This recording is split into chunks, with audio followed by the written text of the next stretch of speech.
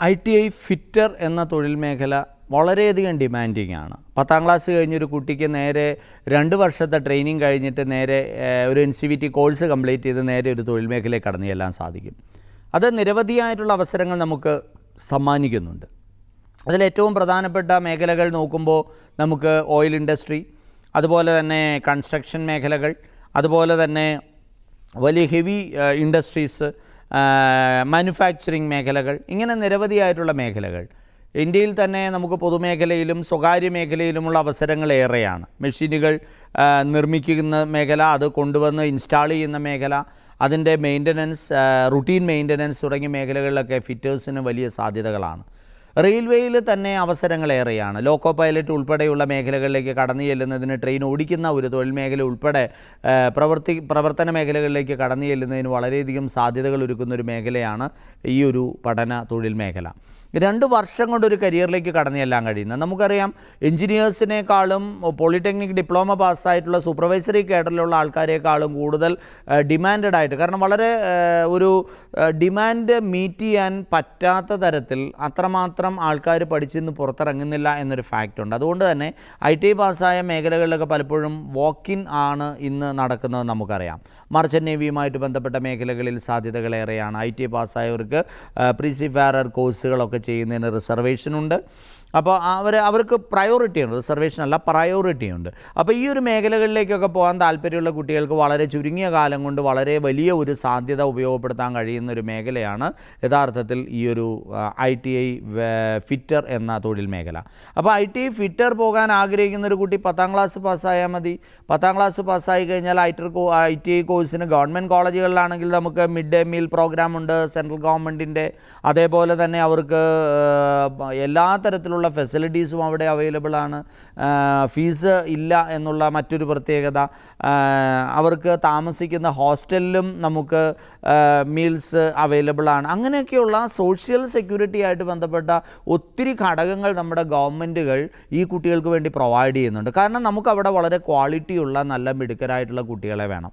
അപ്പോൾ അത്തരത്തിലുള്ള കുട്ടികളെ കണ്ടെത്തുന്നതിന് വേണ്ടി, വളർത്തിയെടുക്കുന്നതിന് വേണ്ടിയാണ് ഈ മേഖലകൾ നടക്കുക. ഇവിടെ തന്നെ വളരെ പ്രധാനപ്പെട്ട ഈ കപ്പലുകളുടെയൊക്കെ ഹൾ വെൽഡിംഗ് പോലെയുള്ള മേഖലകളിലൊക്കെ പ്രവർത്തിക്കാൻ അതിന് താല്പര്യമുള്ള ആൾക്കാർക്ക് വേണ്ടിയിട്ട് കൊച്ചിൻ ഷിപ്പ്യാർഡ് നടത്തുന്ന ITI പാസ്സായി കഴിഞ്ഞിട്ടുള്ള ഒരു ഉപരിപഠന സാധ്യതയാണ്. ITI പാസ്സായ കുട്ടികൾക്ക് ഈ പറയുന്ന കപ്പലുകളുമായിട്ട് കപ്പൽ നിർമ്മാണവുമായിട്ട് ബന്ധപ്പെട്ട, ബോട്ട് നിർമ്മാണവുമായി ബന്ധപ്പെട്ട മേഖലകളിൽ പ്രവർത്തിക്കാൻ താല്പര്യമുണ്ടെങ്കിൽ കൊച്ചിൻ ഷിപ്പ്യാർഡിൽ നമുക്ക് ജോയിൻ ചെയ്യാനായിട്ട് സാധിക്കും. അപ്പോൾ അത്തരത്തിൽ കൊച്ചിൻ ഷിപ്പ്യാർഡിൽ ഒരു ജോലിയിൽ പ്രവേശിക്കാൻ ആഗ്രഹിക്കുന്ന, കപ്പൽ നിർമ്മാണവുമായിട്ട് ബന്ധപ്പെട്ട ഒരു ജോലിയിൽ പ്രവേശിക്കാൻ ആഗ്രഹിക്കുന്ന ആൾക്കാർക്ക് കൊച്ചിൻ ഷിപ്പ്യാർഡ് നടത്തുന്ന പ്രോഗ്രാമുകൾക്ക് പോകാനായിട്ട് നമുക്ക് സെൻട്രൽ ഗവൺമെൻറ്റിൻ്റെ കീഴിലുള്ള ഒരു സ്ഥാപനമാണ്. അവിടെ ഒരു ട്രെയിനിങ് ഡിവിഷനുണ്ട്. ആ ഡിവിഷനിൽ നമുക്ക് മറൈൻ ഫിറ്റർ എന്ന് പറയുന്ന കോഴ്സുകളിലേക്ക് നമുക്ക് പ്രവേശനം ലഭിക്കും. അത് കംപ്ലീറ്റ് ചെയ്ത് കഴിഞ്ഞാൽ നമുക്ക് ഇന്ത്യയിലും വിദേശത്തും ആയിട്ടുള്ള നിരവധി ഇത്തരത്തിലുള്ള ജലയാനങ്ങൾ നിർമ്മിക്കുന്ന സ്ഥാപനങ്ങളിൽ, അത് മെയിൻറ്റെയിൻ ചെയ്യുന്ന സ്ഥാപനങ്ങളിൽ, ജലയാനങ്ങളിൽ, അത് കപ്പലുകളിലൊക്കെ നമുക്ക് വർക്ക് ചെയ്യാൻ കഴിയുന്നു എന്നുള്ള വലിയൊരു അഡ്വാൻറ്റേജ് ഉണ്ട്.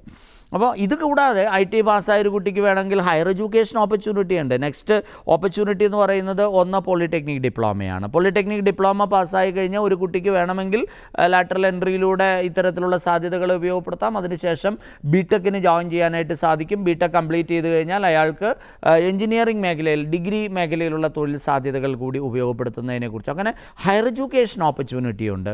അതോടൊപ്പം തന്നെ വിവിധങ്ങളായിട്ടുള്ള സർട്ടിഫിക്കേഷൻ പ്രോഗ്രാമുകൾ വേണമെങ്കിൽ ചെയ്യാം. ഇൻഡസ്ട്രിയൽ സേഫ്റ്റിയുമായി ബന്ധപ്പെട്ട് ഒക്കെയുള്ള ഓരോ തൊഴിൽ മേഖലയും ഡിമാൻഡ് ചെയ്യുന്ന തരത്തിലുള്ള സർട്ടിഫിക്കേഷൻ പ്രോഗ്രാമുകളൊക്കെ കൂടി നമുക്ക് വേണമെങ്കിൽ കുട്ടികൾക്ക് പഠിക്കുന്നത് അവരുടെ കരിയർ കുറച്ചുകൂടെ വേഗത്തിൽ വളർത്തിയെടുക്കുന്നതിന്, കുറേ കൂടെ മികവുറ്റ സാലറി നേടിയെടുക്കുന്നതിന് ഒക്കെ അവർക്ക് പ്രയോജനകരമാണ്. അപ്പോൾ നമ്മളുടെ ചുറ്റുമുള്ള ആരോഗ്യപരമായിട്ടുള്ള കാര്യങ്ങളിലൊക്കെ ഇത്തിരി നിഷ്കർഷ വേണം. കാരണം കുറച്ച് ശാരീരികമായ അധ്വാനം കൂടുതലുള്ള ഒരു തൊഴിൽ മേഖലയാണ് യഥാർത്ഥത്തിൽ ഇത്. അതുകൊണ്ട് തന്നെ നമുക്ക് കുറച്ചുകൂടി ഫിറ്റ്നസ് ആവശ്യമാണ്. അപ്പോൾ ആ ഒരു തയ്യാറെടുപ്പ് കൂടി നമ്മൾ നടത്തേണ്ടതാണ് ഈ തൊഴിൽ മേഖലയിലേക്ക് കടന്നു വരാൻ, അല്ലെ പഠന മേഖലയിലേക്ക് കടന്നു വരാൻ ആഗ്രഹിക്കുന്ന കുട്ടികൾ. നല്ലതുപോലെ പഠിക്കുകയും, ഇനി നമുക്കറിയാം മെയ്ക്ക് ഇൻ ഇന്ത്യ എന്ന് പറയുന്നൊരു പ്രോജക്റ്റും സ്കിൽ ഇന്ത്യ എന്ന് പറയുന്നൊരു പ്രോജക്റ്റും സെൻട്രൽ ഗവൺമെൻറ്റിൻ്റെ നേതൃത്വത്തിൽ വളരെ വിജയകരമായി നടപ്പാക്കിക്കൊണ്ടിരിക്കുന്നു. അപ്പോൾ ഈ മേഖലയിലേക്ക് നമ്മൾ ഫോക്കസ് ചെയ്യുമ്പോഴത്തേക്കും വളരെ അതിൻ്റെ ഒരു കണക്ക് നമ്മുടെ നിതി ആയോഗിൻ്റെ ഒക്കെ ഒരു സ്റ്റഡി എടുത്ത് നോക്കുമ്പോഴത്തേക്കും നമുക്ക് 6 to 8% ഗ്രോത്ത് കാണിക്കുന്നതായിട്ട് നമുക്ക് കാണാം ആനുവലി ഈ ഒരു തൊഴിൽ മേഖലയിൽ, അല്ലെങ്കിൽ ഈ ഒരു പ്രവർത്തന മേഖലകളിൽ, ആ ഒരു പ്രോജക്റ്റിൻ്റെ മേഖലകളിൽ. അപ്പോൾ അതിനനുസരിച്ച് ഇവിടെയും ഇത്തരത്തിലുള്ള ടെക്നിക്കലി സ്കിൽഫുള്ളായിട്ടുള്ള ആൾക്കാരുടെ എണ്ണം കൂടണം സ്വാഭാവികമായിട്ട്. ഇനി അതല്ല, സ്വന്തമായിട്ട് നമുക്ക് പ്രൈവറ്റ് ജോബ് കൂടാതെ സ്വന്തമായിട്ട് ഒരു പ്രവർത്തന മേഖല കണ്ടെത്തണമെന്ന് ആഗ്രഹിക്കുന്ന കുട്ടികൾക്ക് വ്യവസായ സംരംഭകരാകാം, ഓൺട്രപ്രണേഴ്സ് ആവാം. അപ്പോൾ അതിന് താല്പര്യമുള്ളവർക്ക് അങ്ങനെ സർവീസ് പ്രൊവൈഡേഴ്സ് ആവാം.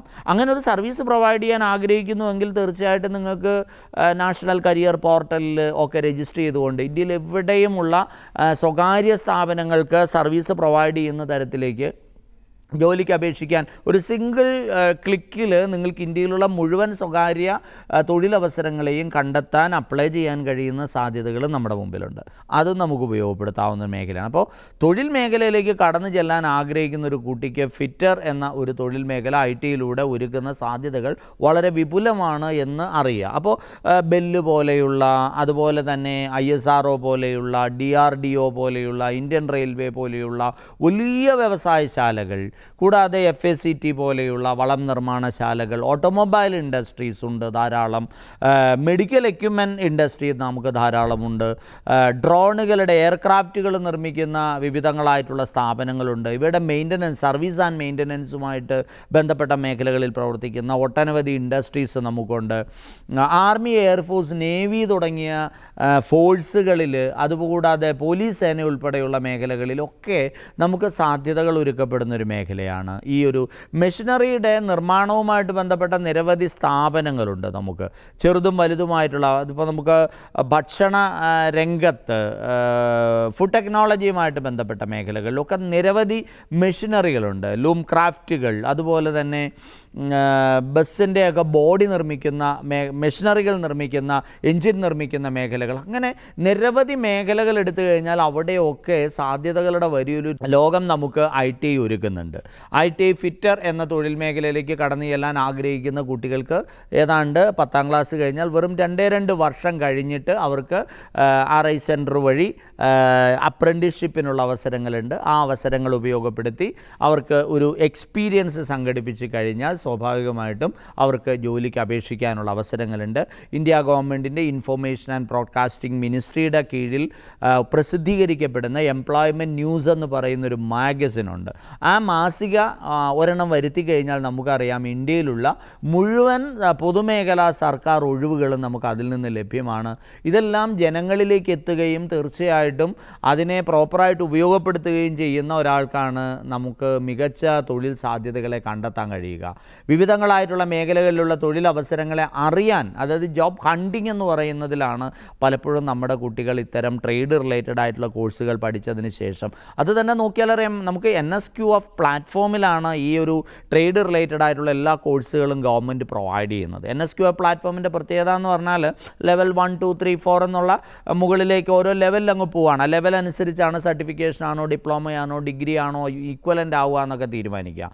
ഇൻ്റർനാഷണലി വാലിഡ് ആണ്. യൂറോപ്യൻ ഫ്രെയിംവർക്കിൽ നിർമ്മിക്കപ്പെട്ടിട്ടുള്ള ഈ ഒരു പഠന സമ്പ്രദായം ഇൻ്റർനാഷണലി ഏത് രാജ്യത്ത് പോയാലും അക്സെപ്റ്റഡ് ആണ് എന്നുള്ളതാണ് മറ്റൊരു പ്രത്യേകത. വിദേശ രാജ്യങ്ങളിലുമൊക്കെ IT പാസ്സായ ആൾക്കാർക്ക് നിരവധി സാധ്യതകൾ ഉണ്ട് എന്നുള്ളത് തിരിച്ചറിയാനും അങ്ങനെയുള്ള മേഖലകളിലേക്ക് പോകാൻ ആഗ്രഹിക്കുന്ന ആൾക്കാർക്ക് വേണ്ടി നോർക്ക റൂട്ട്സും ODPCയും ഒക്കെ ഒരുക്കുന്ന വിദേശ രാജ്യങ്ങളിലേക്കുള്ള റിക്രൂട്ട്മെൻറ്റ് സംവിധാനങ്ങളെ കൂടെ നമ്മൾ പ്രയോജനപ്പെടുത്തി കഴിഞ്ഞാൽ തീർച്ചയായിട്ടും ITI വളരെ ചുരുങ്ങിയ കാലം കൊണ്ട് വളരെ മികച്ചൊരു കരിയറിലേക്ക് എത്താനുള്ള വലിയ വിപുലമായ അവസരങ്ങളുടെ വലിയൊരു ശ്രേണി നമുക്ക് മുമ്പിൽ സമ്മാനിക്കുന്ന, ഉപരിപഠന സാധ്യതകളും ഒപ്പമൊരുക്കുന്ന വലിയ ഒരു ലോകമാണ് എന്ന് നമുക്ക് കാണാൻ കഴിയും. അതിന് തീർച്ചയായിട്ടും താല്പര്യമുള്ള കുട്ടികൾ 10ാം ക്ലാസ്സിൽ നല്ല മാർക്കോടെ പാസ്സാവുക. ഗവൺമെൻറ് ITകളിൽ സൗജന്യമായിട്ട് നമുക്ക് പഠിക്കാൻ അവസരമുണ്ട്. സെൻട്രൽ ഗവൺമെൻറ്റിൻ്റെയും സ്റ്റേറ്റ് ഗവൺമെൻറ്റിൻ്റെയും ഒക്കെ വലിയ ഇടപെടലുകൾ നടക്കുന്ന ഒരു പഠന തൊഴിൽ മേഖലയാണ്. കാരണം നമുക്ക് ധാരാളം ടെക്നോളജിയുടെ മേഖലയിൽ പ്രവർത്തിക്കാൻ ധാരാളം ടെക്നീഷ്യന്മാരെ നമുക്ക് ആവശ്യമാണ്. ആ മേഖലയിലേക്ക് നമുക്ക് തയ്യാറെടുക്കാം.